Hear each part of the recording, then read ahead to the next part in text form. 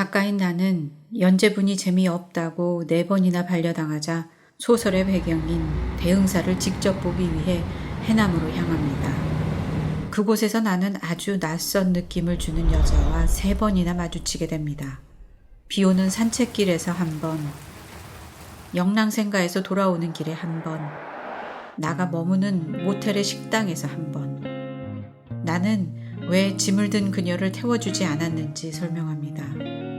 요즘 중이염 때문에 평형 감각에도 이상이 생겨 누굴 태워줬다가 사고 날까 두렵다고. 내 목소리가 스스로 낯설게 들리고 말의 내용마저 장애를 일으키고 이젠 내가 쓰는 글조차 무너져 내린다고.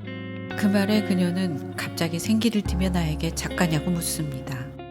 해남 친구가 데려간 병원에서 의사는 나에게 귀에 아무런 문제가 없다고 말합니다. 토말탑 전망대에서 나는 또 그녀와 마주칩니다. 그녀는 토말이 영토의 끝이라는 뜻 같다고, 혹시 영토를 떠나본 적 있냐고 물어봅니다. 아직 없다는 나에게 그녀는 자신은 영토가 없다고 말합니다.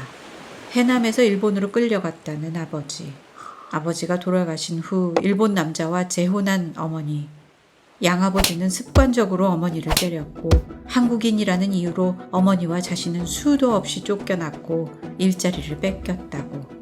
그런 가정의 이야기를 일본인 오빠에게 성폭행당한 한국인 여동생 이야기를 소설로 썼더니 상을 주기에 시상식에서 제1소수민족에 대한 일본인들의 천박한 호기심을 채우는 소설은 이제 쓰지 않겠다고 선언하고 내려왔다고. 그런데 이제 그들의 지배자의 언어로 대체 뭘 쓸 수 있을까 고민하기 시작하자 언술 체계가 무너져 내려버렸다고. 서울로 돌아온 나는 모니터만 노려보다 카프카 3집을 읽습니다. 점점 스탠드 불빛이 눈부시고 커서는 맛있게 느껴지고 시간 감각이 사라지던 찰나 아직 일 안 끝났느냐고 묻는 아내에게 책을 읽고 있다고 답하지만 아내는 듣지 못합니다. 당근 서가집을 가지고 문을 연 아내가 나를 본 순간 공포로 얼어붙습니다. 제목에서 짐작할 수 있듯 이 소설의 모티프는 프란츠 카프카의 작품 세계와 그의 대표작 변신입니다. 카프카는 유대인이고 오스트리아 헝가리 제국 시기 체코에서 태어났으며 프라하에서 거의 평생 살았고 독일어로 작품 활동을 하였습니다. 또한 그는 병약한 몸으로 억압적인 아버지 밑에서 평생을 견뎠습니다. 그의 삶은 혼란스러움과 소외, 무력감으로 정리할 수 있는 그의 작품 세계를 형성하였고 이런 점에서 소설 속의 두 인물은 카프카를 연결고리로 이어질 수 있었던 것입니다. 나는 소설의 연재분이 재미없어 몇 번이고 반려당하자 해남으로 도피성 여행을 떠납니다. 이런 나의 처지는 상업화된 문학계의 현실 속에서 작가가 처한 문제를 잘 보여줍니다. 독자가 읽어주어야 작품이 존재할 수 있는데 작품이 담고 있는 깊은 고뇌나 세상에 대한 통찰은 재미라는 하나의 기준으로 폄하되고 읽히지 않는 작품을 쓰던 작가는 결국 어떤 글도 써내지 못하고 언어를 잃고 맙니다.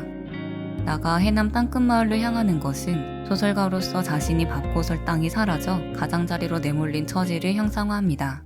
그녀 또한 언어를 잃은 작가입니다. 그녀는 일본에서 나고 자랐으나 여전히 한국인으로 취급받고 일본인들은 한국인이라는 제1소수민족의 비참한 삶을 재미로 소비합니다. 자신을 핍박한 민족의 언어가 모국어이기에 그녀는 더 이상 소설을 쓸 수 없습니다. 그런 그녀가 향한 한국의 땅끝은 두 영토의 경계선에 또는 그 어디에도 발을 붙일 수 없는 그녀의 처지를 보여줍니다. 집으로 돌아온 나는 여전히 글을 쓰지 못하고 아내의 반응으로 보아 결국 변신의 주인공 그레고리 장자처럼 벌레가 되어 버렸을지도 모릅니다. 이런 결말은 대중이 원하는 글을 쓸 수 없는 작가는 결국 벌레 같은 존재로 전락함을 보여줍니다.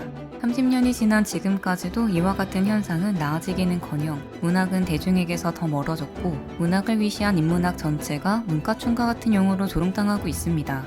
그러나 1910년대에 유럽에서 쓰인 카프카의 변신이 1990년대 한국의 작품에 영감을 주고 이 작품이 또 30년이 지난 현재 한국에서 문학이 갖는 위상을 고스란히 보여준다는 것에서 알 수 있듯이 문학은 불안, 무력감, 어디에도 발을 디디고 살지 못하는 부유감과 같은 인간이 가진 끝없는 고민들을 다룹니다.